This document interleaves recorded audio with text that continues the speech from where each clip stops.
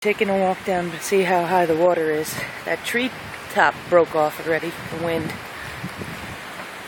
But if anybody knows Greenwood Lake, they would know that we do not have white-capped waves normally on this lake. And you can see it. The water is pretty high. It's up on the jetty here. Normally you can see jetty that goes out about 10 feet right here.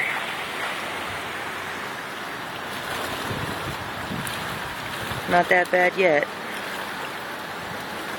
But there is a lot of whitecaps out there. See if I could zoom into it.